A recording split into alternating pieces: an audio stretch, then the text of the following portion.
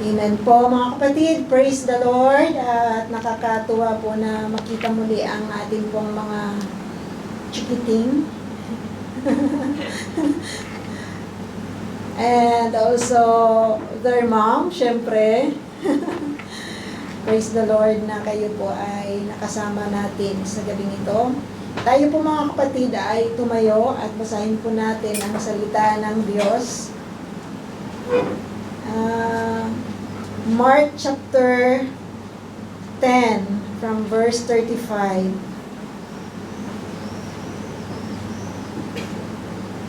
Yan. Sundan niyo po ako dito. Basahin po natin lahat. Mas maganda po na bigkasin po natin para manamnam po natin ang mga salita ng Panginoon. Let's read. Then James and John, the sons of Zebedee, came to him. Teacher, they said, we want you to do for us whatever we ask. What do you want me to do for you? He asked. They replied, let one of us sit at your right and the other at your left in your glory. Nakikisabay po ba kayo sa akin? Bigkasin po natin ng malakas. You don't know what you are asking, Jesus said. Can you drink the cup I drink or be baptized with the baptism I am baptized with? We can, they said. They answered. Jesus said to them, you will drink the cup I drink and be baptized with the baptism I am baptized with, but to sit at my right or left is not for me to grant. This place belongs to those for whom they have been prepared. 41. When the 10 heard about this, they became indignant with James and John. Jesus called them together and said, you know that those who are regarded as rulers of the Gentiles lord it over them, and their high officials exercise authority over them. Not so with you. Instead, whoever wants to become great among you must be your servant. 44. And whoever wants to be first must be slave of all. 45. For even the Son of Man did not come to be served, but to serve and to give His life as a ransom for many. Let's pray. Panginoon, maraming salamat po na malaya po namin mapapakinggan ang inyong salita, O Diyos. Dalangin po namin na ito'y tumimo sa puso ng bawat isa, Lord God. Lord, whatever things, whatever word, Lord God, you want to relay to your children, Panginoon, dalangin po namin na gawin niyo po ang inyong lingkod na maging daluyan, Panginoon, ang inyong pong mga salita upang marinig po namin sa aming kalagitnaan, O Diyos, ang inyong pong mga salita, Panginoon, mga bilin sa amin, O Lord God. Dulahin po namin naman na patuloy na ang aming mga puso ay maging bukas, O Lord God, upang tanggapin ang inyong pong mga salita, O Diyos. We glorify your name, Father. We worship you. Thank you so much for the Holy Spirit who is our teacher and counselor, who is working in the midst of us. In Jesus' name, Amen. Tayo pong lahat ay makakaupo na. So kung naalala po ninyo, nung nakaraan po, nitong Mayo din po, we studied about similar po sa topic na ito na ating pong pag-aaralan ngayong gabi. No, dito po sa libro ng Mark chapter 10. We have studied it kasi nung sila po ay naglalakad after kasi ito pong event na to, mga kapatid, this is the event after Jesus predicts the third time yung kanya pong kamatayan. The first one na sinabi niya, ang kanyang kamatayan, yun po ay sa panahon nang nandun po sila sa Caesarea Philippi or sa Banyas, if you are familiar with Banyas, no?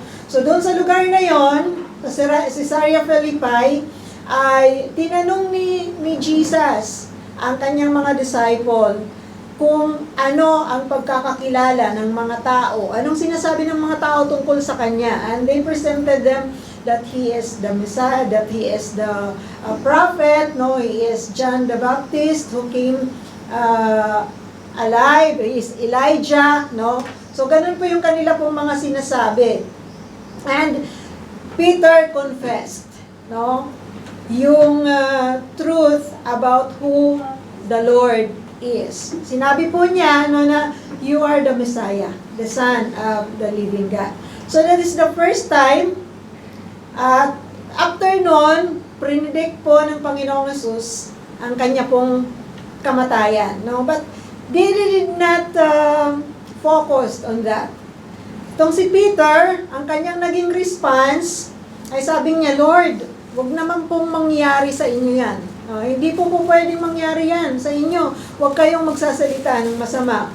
The second time, mga kapatid, ay nangyari after the transfiguration. The second time of his prediction about his death ay nangyari after transfiguration. No, nung bumaba sila sa bundok after he healed somebody, no, sa kanya pong pagbaba, sinabi po niya yung kanyang magiging sasapitin niya, no, according to the prophecy, according to what the prophets written, na siya po ay mamamatay, no, that the Son of Man will be crucified, he will die and rise again after 3 days. Pagkatapos po ng pagsasabi niya na yon, mga kapatid, nag-usap-usap sila. They had an argument between them, ng mga disciple, kung sino yung greatest. So they did not focus dun sa pinaka-importanting bagay na sinasabi ni Jesus, parang ini-snub nila si Jesus, no? So they were talking about who is the greatest. It is written in Mark chapter 9, no? Verse 31, no? At yung third time, mga kapatid, na sinabi po ito, ay ito po, no, dito sa ating pinag-aaralan ngayong gabi. Before James and John came to Jesus, sinabi ng Panginoong Jesus that the Son of Man will die. No, nalungkot po sila, natakot po sila kasi pupunta sila sa Jerusalem at ito yung mangyayari sa kanila.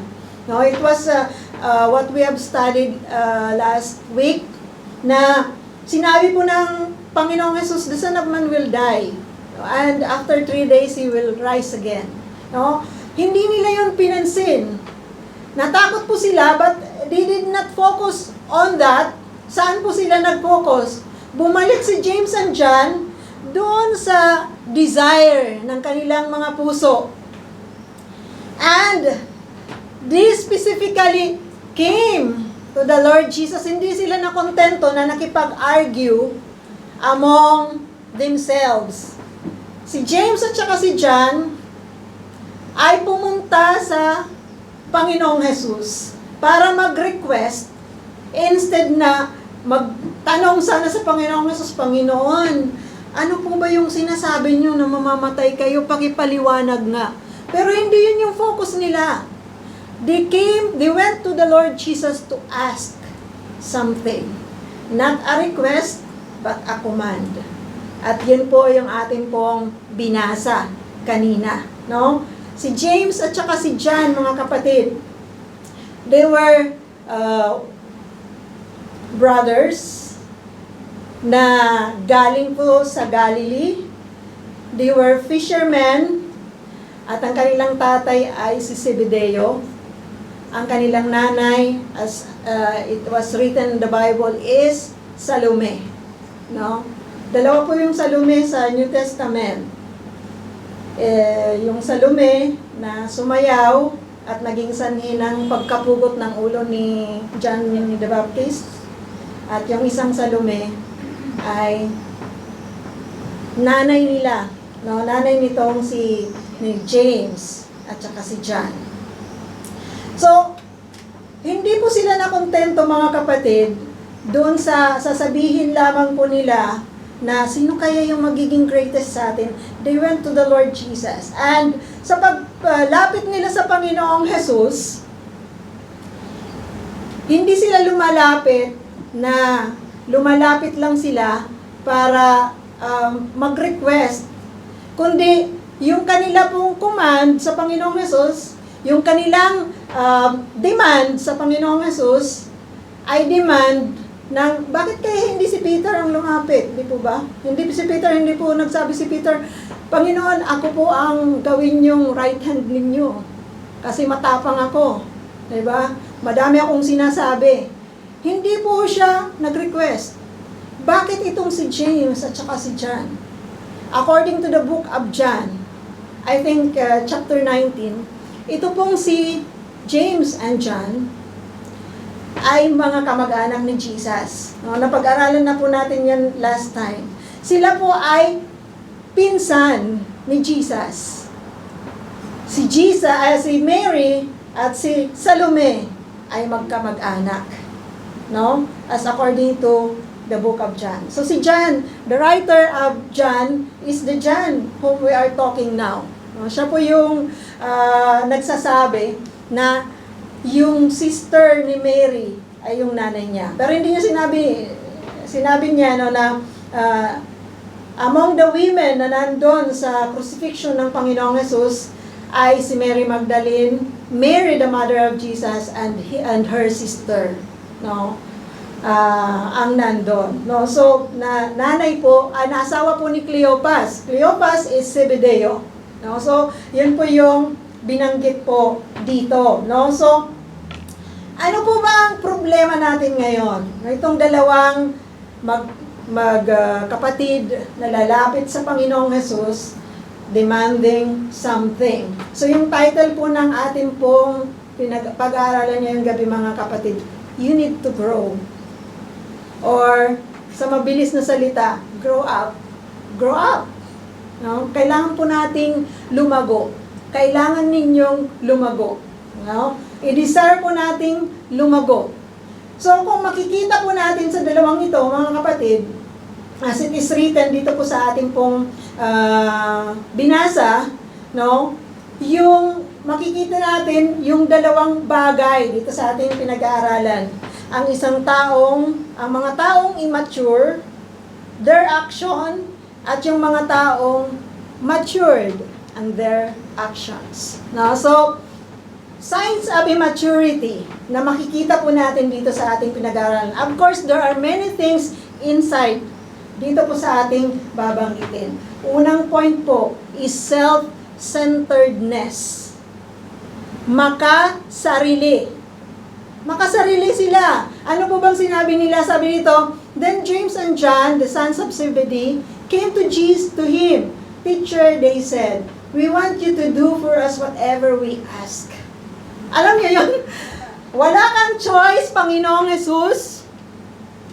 Gawin mo ang demand namin. It is not a request, mga kapatid. It is a demand. Gawin niyo po yung demand namin. We want you to do whatever we ask. No? Sabi nito, what do you want me to do for you? We ask. Alam niyo, minsan ganun tayo, lumalapit sa Panginoon. Ka-immaturity pala yun. Mga immature pala yun. Pag lumalapit tayo sa Lord, yung nilalapit lang natin, puro sa sarili natin, Lord, gusto ko po ng ganito. Gusto ko po ganito. Dapat po ganito. Dapat po ganito. Dapat po sa tayo na to. No? Naalala po ba natin kung paano tayo manalangin? So kung ganun po yung manner of our prayer, we are still immature. No? Bumalik po tayo sa mga panalangin natin. Ganun po ba tayo manalangin? Ingatan niyo po ako. Pagpalain niyo po ako. Ganito po yung gawin niyo sa akin. Gusto ko po ng 1 million. Bigyan niyo po sa akin sa araw na ito. We want the Lord to be our servant. Gusto natin na, alam niyo yung sinabi sa Bible na whatever we ask for, di ba? It will be given to us. Ginagawa ito ng lahat ng mga mananampalataya na akala nila magic word. Pero alam niyo mga kapatid, ang susi that the Lord will give, sabi ni John, no, itong si John the Beloved na ating pinag-aaralan, na nag-matured na, sa sulat niya sa 1 John 5:14-15, sabi niya, we have the confidence that the Lord will answer our prayer. No, kung papakinggan niya ating panalangin, we have the confidence na papakinggan niya ang ating panalangin if we ask the Lord according to His will. So, hindi lang pala kung ano-ano lang. kundi kung ano yung gusto niya, kung ano yung nais ng God.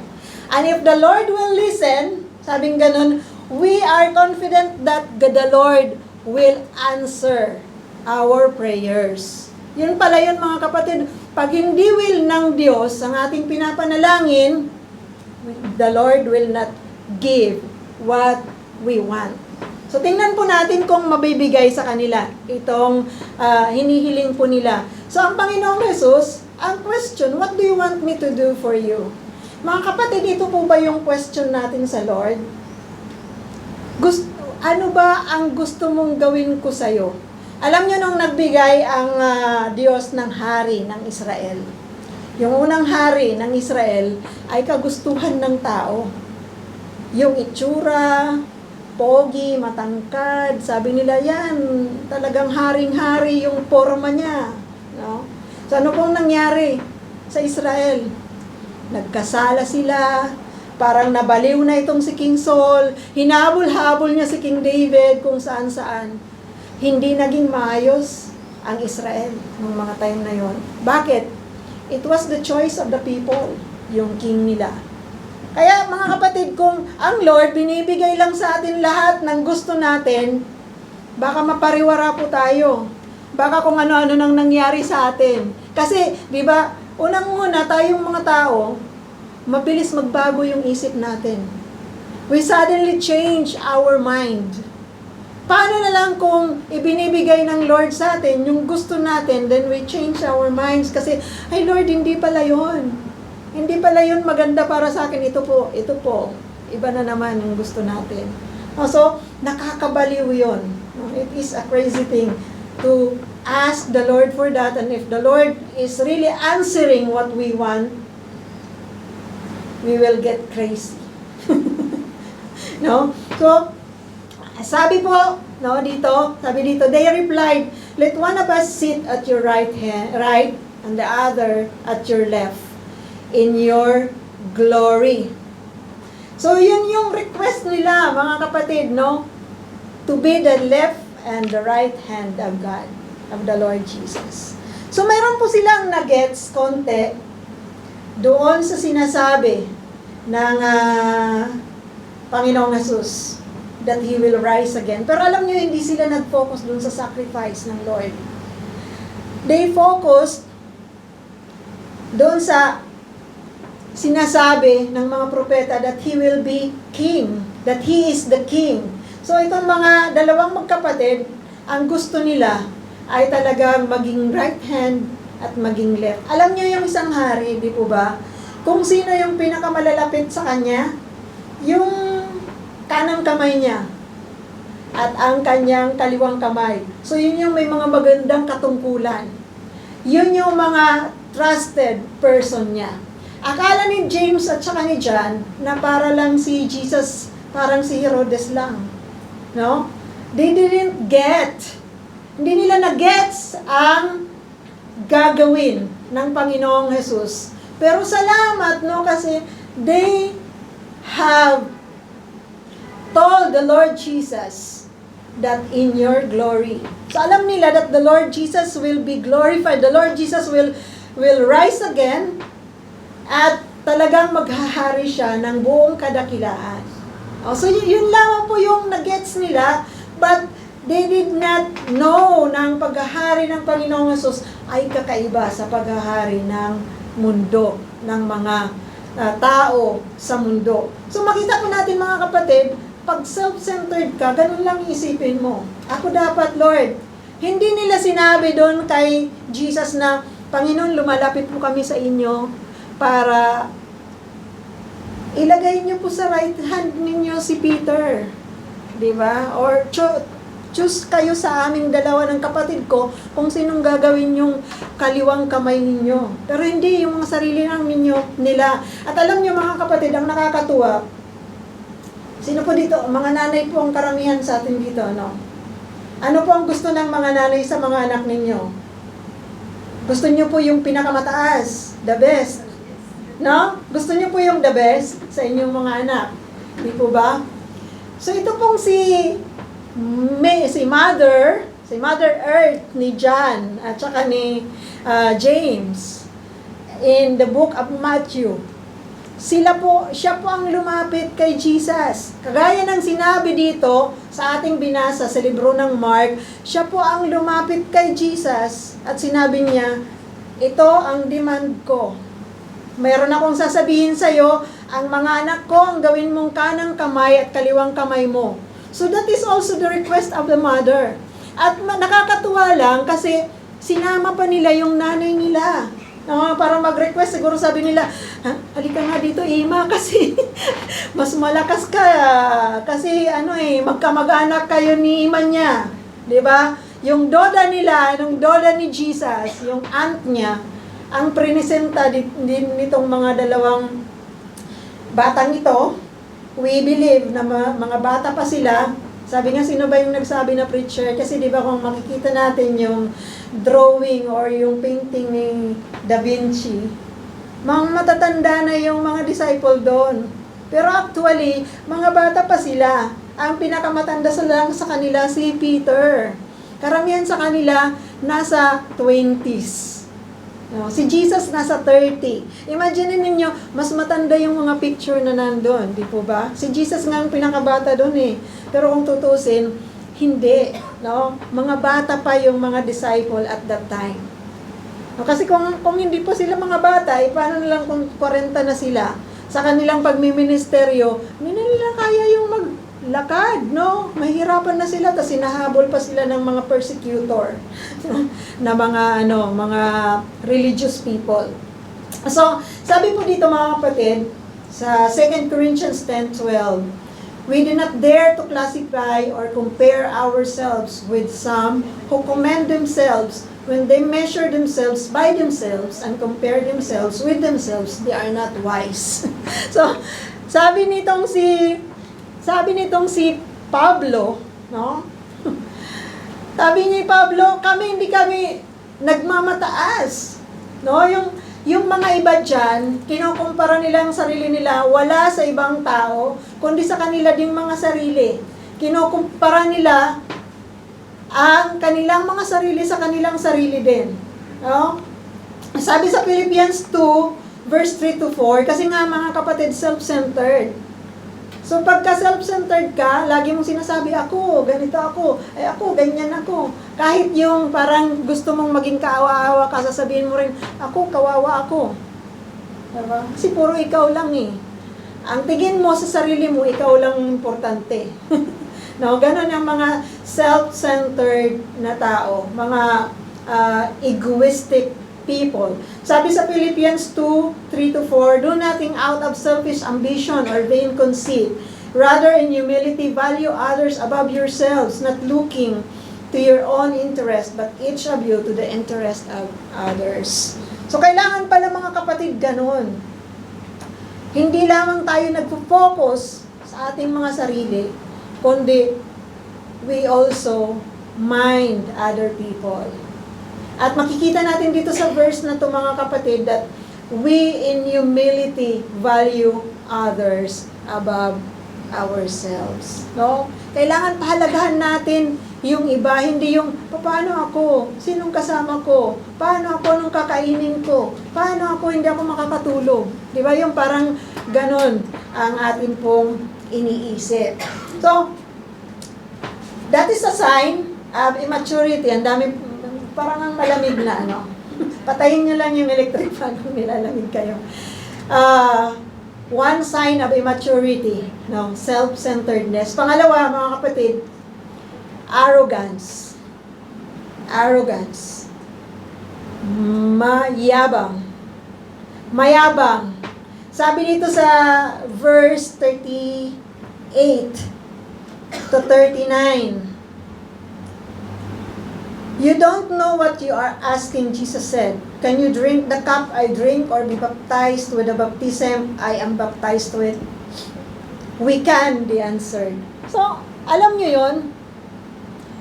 Talagang hindi nila naunawaan kung ano ba ang magiging way upang ikaw ay maging dakila. So, ang Lord po natin, gusto po niya na tayo po na magpakumbaba sa Kanya so that we will be lifted up in due time, sabi ng Bible, no? So, nakikita po natin dito na hindi talaga nila naiintindihan ang kanilang sinasabi. Kaya question sila ni Jesus, sabi niya ganon, you are ready? Are you ready to drink the cup that I am going to drink, and the baptism I am going to be baptized with? Alam niyo mga kapatid, yung cup na sinasabi dito at yung baptism na sinasabi dito ay hindi ito yung baptism na nilulubog ka lang sa tubig. Siguro kung yan sasabihin natin, gusto ko yan. No? Tsaka pag inom sa cup mo, Panginoon, kayang-kaya ko yan. Inumin yung tasa mo, yung cup mo. Pero ang sinasabi dito ng Panginoong Jesus, yung sakripisyo na gagawin ko, do you want to take it? Really, with all your heart. Pag sinabi po nating baptism is yung ilulubog ka sa kung ano yung gagawin sa Panginoong Jesus. With all of you, no? Lahat ng buong pagkatao mo ay ibibigay mo para sa Panginoon. Yung buong pagkatao mo, kaya nyo ba yun? Sabi niya, kaya nyo ba? Gusto nyo ba with all of yourself na tanggapin ang mga bagay na gagawin ko? Kaya nyo ba ang gawin yon? You don't know what you are talking about, sabi ni Jesus. Pero alam niyo sagot nila, yes, we can. At sabi ng Panginoong Jesus, basahin muna natin ang Proverbs 16:18. Sabi dito, pride goes before destruction and a haughty spirit before a fall. So makikita natin mga kapatid na pag mayabang po tayo, pag arrogant po tayo, mas madali po yung kapahamakan natin. Tingnan lang po natin yung mga hambog sa daan, nasusuntok, di po ba? Pride goes before destruction. No? If we are arrogant, mga kapatid, they were arrogant enough to tell the Lord Jesus, we can do what you are going to do. Diba? We can exchange you, God. We can do that in order for us to be the right hand and the left hand. No? Sinabi nitong dalawang ito. Pero mga kapatid, alam nyo, darating ang panahon sa mga buhay ng dalawang disciple na ito that they will really have the baptism or the suffering because they are believer or the follower of the Lord Jesus. Nakita po natin dito, as according to the book of Acts, ang una pong namatay na disciple ay si James. Si James po ay pinatay ni King Herod. Ginawa siyang example para makuha ng King Herod ang loyalty ng mga religious people. No? So pinatay niya si James. Pinugutan ng ulo in an instant sa gitna ng mga tao, sa harap ng maraming tao. Ganun po ang ginawa kay James para din ipakita sa mga ibang mananampalataya na nakakatakot sumunod sa Panginoong Jesus. Pero hindi natakot yung mga mananampalataya in the book of Acts. So yun po yung nangyari kay James, mga kapatid. He was the first disciple among the 12 who died first. No? He was the one who died first. At si John, the beloved, he was the writer of the book of John, the book of 1st, 2nd, 3rd John, and the book of Revelation. Ano pong naging kaparusahan sa kanila? According to the tradition, ito pong si John daw, ay talagang binigyan siya ng kaparusahan. Pero hindi po siya namatay doon, so ang ginawa po sa kanya, in-exile siya. Nilagay siya sa isang island na ang pangalan po ay Patmos. So kung ikaw pong mag-isa lang sa isang island, do you think it's good? Diba? Tayo nga, lagi lang tayong nabuboring. No? Minsan nga nasa church tayo, boring din tayo eh. Naboboard tayo. Diba? May kasama na tayo dito. Si John, mag-isa po siya sa Patmos, sa island ng Patmos. Nagsuffer siya, mga kapatid. He was the last apostle or the disciple of the Lord Jesus who died. Nagsuffer siya sa kanyang buhay. Pero, ang nakakatuwa po sa dalawang ito, natuto po sila sa kanilang nire-request na hindi pala ganun kadali maging dakila. But, alam niyo mga kapatid, sa buhay nilang dalawa, yung buhay po nila ay talagang ibinaba. Binigyan nila, habang nakikilala nila ang Panginoon, nagiging humble sila. To the point that James can give his life for the sake of the Lord, for his testimony for the Lord. Tayo mga kapatid, pag hindi po tayo nagpapakumbaba, hindi po natin magagawa na makinig sa Diyos, na sumunod sa Lord. Hindi po natin yun gagawin. Kasi mahirap eh. Mahirap tanggalin yung pride ng tao. Mahirap na lagi tayong sinasabihan. Diba na, gawin mo ito ang gawin mo. Pero alam niyo mga kapatid, napakasarap that we have to really learn to be humble in front of God. To submit to our God. Sabi ni Peter, no, submit, and the Lord will lift you up in due time. No? So kung titingnan po natin yung mga buhay nila, they will not be able to do that. Itong si John, he will not be able to survive and write even dun sa Patmos, ang book ng Revelation na nagiging pagpapala sa atin mga kapatid, kung hindi siya naging humble. Kung ang utak niya nandun lamang sa right hand ako ng Panginoong Jesus. They were able to understand kung ano po yung hinihiling nila sa Panginoong Jesus. They were able to yung malubog, yung kanilang mga sarili mabaptized doon sa sinasabi nila na ikukumit nila yung sarili nila sa Panginoong Jesus. Yung sinasabi nilang kaya nilang tanggapin ang suffering mula sa Panginoong Jesus. Literally, naranasan po nilang dalawa yun. No? Nakita po nila yung kanila pong hinihiling. Sabi sa libro ng Luke, chapter 14, verse 11, "For everyone who exalts himself will be humbled, and the one who humbles himself will be exalted." So mga kapatid, it is the word of the Lord that if you exalt yourself, ibababa ka ng Diyos. Pero kung nagpapakababa ka, the Lord will lift you up. At alam niyo kung saan natin ito talaga makikita, mararanasan sa ating mga buhay, mga kapatid. Pag tayo po ay tumatanggap sa Panginoong Jesus as our Lord and personal Savior, hindi po natin yun magagawa kung hindi po tayo nagpapakumbaba. Kasi sa isang tao na nagsasubmit ng kanyang buhay sa Panginoong Jesus, he needs to recognize that he is a sinner. At marami ayaw na sinasabing makasalanan sila.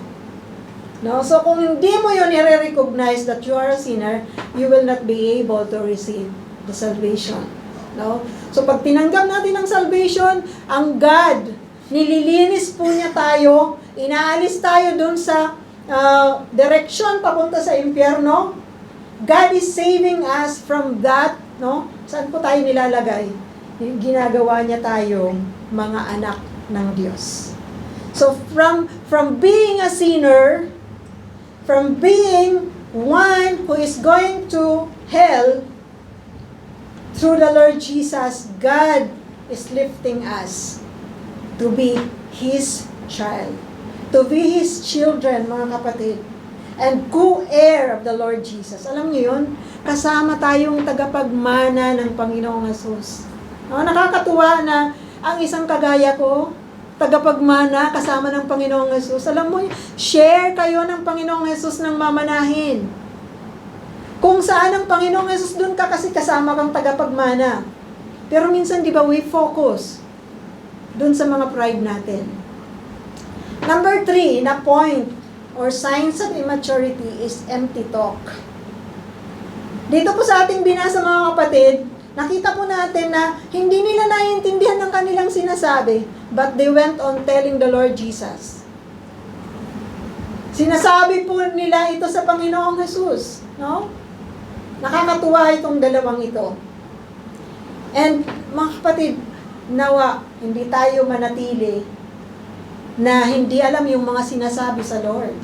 Dapat patuloy tayong mag-aral ng salita ng Panginoon so that we will not have empty talk with the Lord. Hindi natin sasabihin, Lord, ganito pong gusto ko. Minsan kanta tayo ng kanta, di ba? This is my desire to honor you. Pero hindi nga natin may tasang kamay natin. Sabi natin, we honor God. But we cannot sing even. Di po ba? Minsan naman, my heart's desire is to lift your holy name. Pero alam nyo, wala yun sa mga puso natin minsan. Di po ba? Lift the holy name of the Lord, pero sino pong nililift natin? Ang ating mga sarili, ang ating mga pangarap, ang ating agenda. Di po ba? At hindi yung desire ng God sa atin. Hindi yung kalooban ng Diyos sa atin. Pero mga kapatid, as we hear the Word of God, we still have time to renew our commitment with our God. So, if you want to be mature, mga kapatid, one of the signs of maturity is humility. No? When we are matured, we are humble.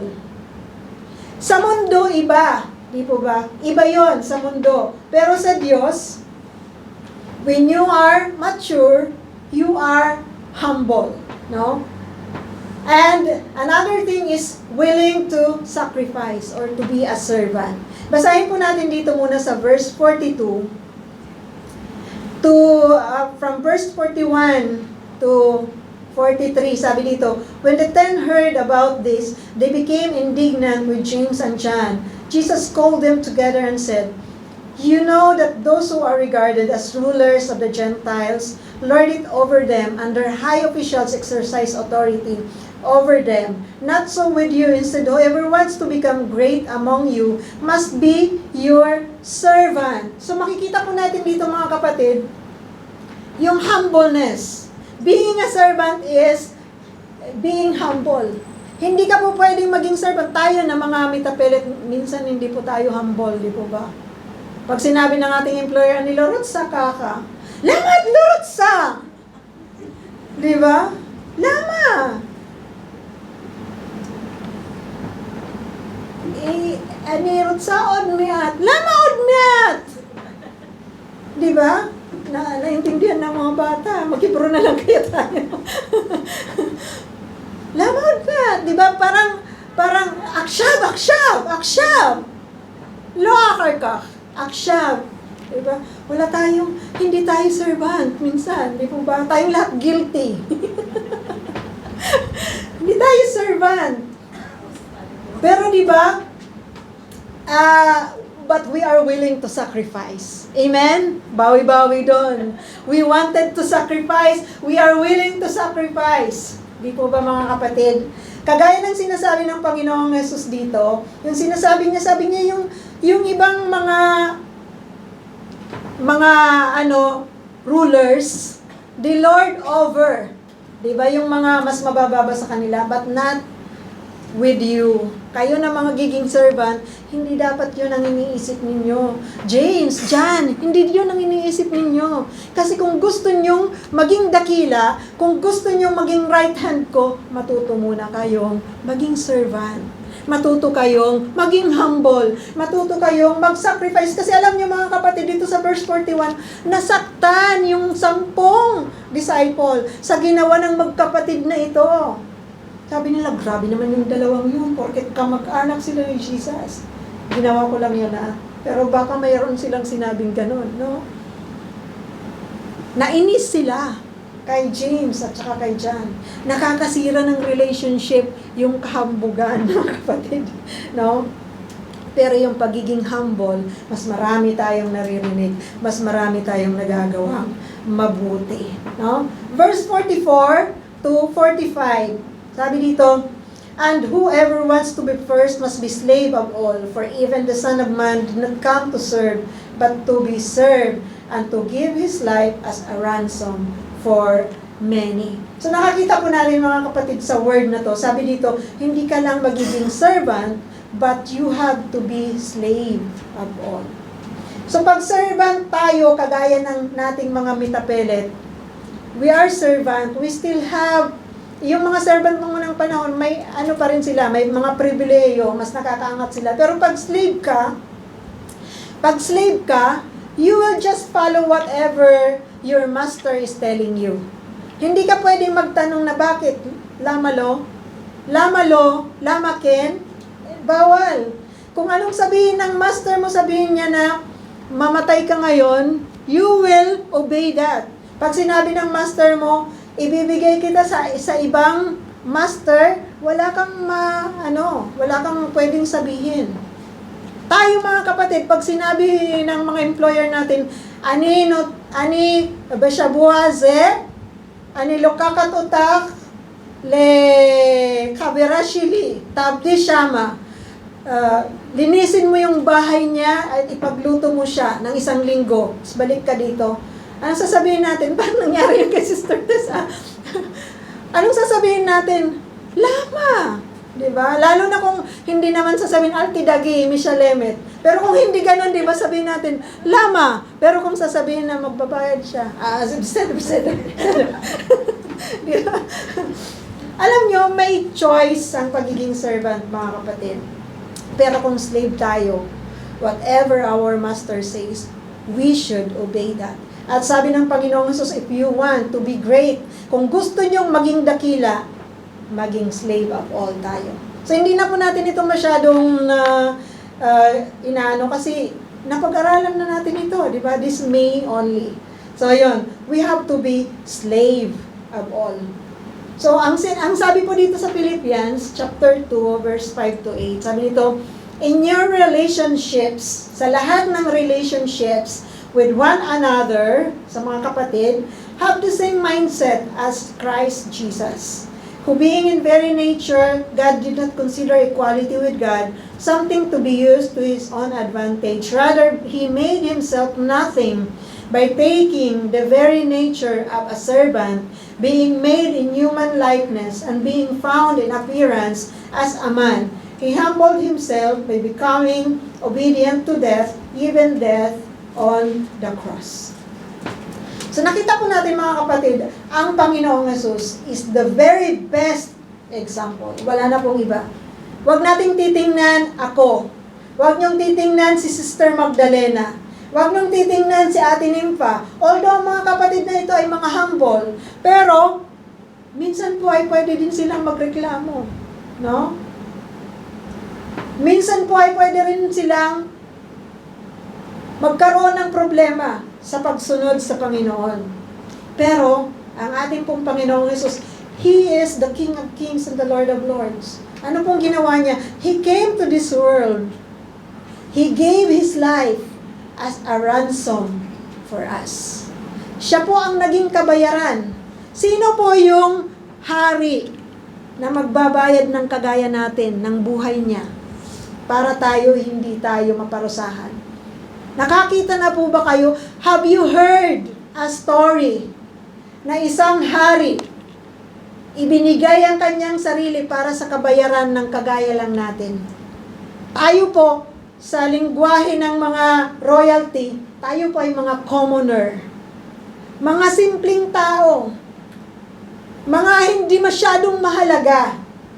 Para ibigay ng hari ang kanyang buhay. Para ibaba niya ang kanyang sarili. Para ipako siya sa krus. Para sabihin na, alam niyo yun, si Jesus kasi naranasan niyang dura-duraan. Naranasan niyang paglaruan. Diba sabi ng mga sundalo sa kanya, sige nga, hulaan mo kung sino yung pumalo sa'yo. Naranasan niya yung mga bagay na yan, na hindi dapat para sa isang hari. At hindi lang siya basta hari, mga kapatid. He is the King of Kings. And He is the Lord of Lords. Iniwan niya yon. Sabi sa libro ng Philippians, according to Paul, iniwan niya yon. He took the clothes of a servant. Saan po siya nanirahan? Hindi sa Jerusalem, di po ba? He was born in Bethlehem.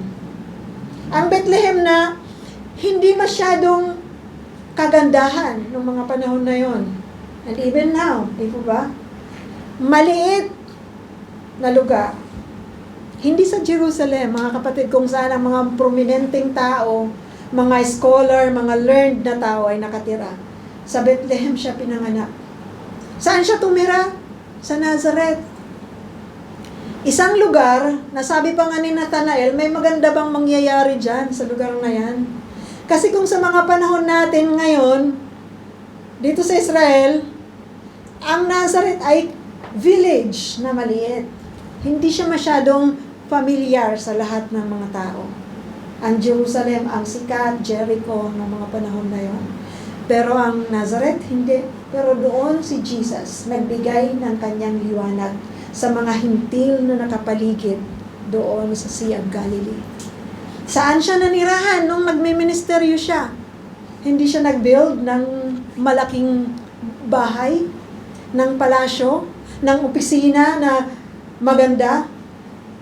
Kaya yung isang gustong sumama sa kanya, sabi, Panginoon, sasama po ako sa kanya. Sabi niya, mabuti pa nga yung mga fox, mayroon silang butas. Ako wala akong tirahan.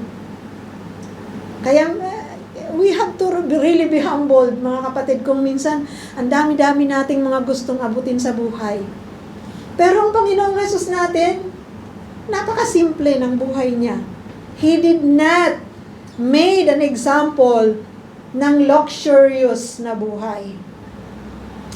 He submitted himself up to death because he loves us. Because God loves us. Nanirahan siya sa Nazareth. Namatay siya sa krus. Ang kamatayan niya ay kamatayan ng pinakamasamang tao. Kaparusahan ng pinakamasamang tao. Ang kamatayan niya ay pinakamasakit sa lahat ng kaparusahan na ibibigay ng mga Romano. Pero hindi siya tumalikod. Sabi sa Isaiah 53, hindi siya umimik. Bakit hindi siya umimik, mga kapatid? Because we are in the mind of the Lord Jesus that through Him, yun lamang ang makakapagbayad ng ating mga kasalanan. Kaya lagi nating bigyan ng importansya ang relationship natin sa Panginoon. Kasi habang binibigyan natin ng importansya ang ating relationship sa Panginoong Jesus, it is a choice and it is not easy. Pero habang binibigyan natin ang ating relationship sa Diyos ng importansya, we are making a testimony of a servant of God. We are living in the life of a child of God. But don't worry, mga kapatid, lahat ng kasakitan, hindi lang tayo ang nakakaranas nun. Nararanasan yon ng lahat ng tao. No? Pero ang kaibahan sa atin, pag nasa Panginoong Jesus tayo, kakampi natin ang Diyos kung ginagawa natin ang kalooban niya. Kakampi natin ang Diyos na lumalang ng langit at lupa. Hindi niya tayo pababayaan. Tutulungan niya tayo. Mahirap maging mananampalataya. Mahirap piliin na sumunod sa Lord. Pero hindi lahat ng panahon mahirap. Yung joy na ibibigay niya sa atin ay talagang mananatili yan. Whatever happens to our life. Nakakatuwa lang, di po ba, na ma-realize that the Lord loves us so much. He gave His life. At meron na tayong dignity because of what He did for us. So tayo pong lahat, mga kapatid, ay tumayo. Let's pray. Heavenly Father, we thank you so much, Panginoon, for the salvation that we have received from the Lord Jesus. Thank you that you made our Lord Jesus a ransom, Panginoon. Dahil alam po namin, hindi po namin mababayaran ang aming mga kasalanan sa pamamagitan lang ng sarili naming gawa. Father, help us to continue, Panginoon, to be reminded, O Diyos, na manatili sa inyo. Whatever happens, Lord God, it is proper, is good, Panginoon, to be in your presence. At sabi niyo nga po, Panginoong Jesus, If we worry about the things, Lord God, na pangangailangan namin, you said, O Lord Jesus, do not worry about anything. At tunay nga pong sinabi niyo, seek God first. Seek God first. And you will supply all our needs according to your righteousness, according to your riches and glory, God. Thank you, Lord. Thank you. You said, Lord, that you will supply every need. You will supply it, Panginoon. And Lord, help us na maging masipag sa pagtatrabaho, maging honest sa aming mga trabaho, higit sa lahat, Panginoon, maging masipag na mga anak ninyo, Diyos. Tunay nga pong dalangin namin, whatever things, Lord God, na pinagdadaanan ng bawat isa. Patuloy na kayo, Panginoon, ang tunay, O Diyos, na tumugon. May you comfort, O Lord God, those who are lonely, O Diyos. May you continue, Panginoon, to supply every need, Lord, according to your promise, O God. Father, we ask, Lord God, yung mga bagay na ito, according to your will, Father God, we submit, Lord, yung aming pong mga desire, ang aming pong mga panalangin na kayo po ang tumugon according to your will, Father God. We glorify your name, Father. We worship you and we exalt you. In Jesus' name, amen.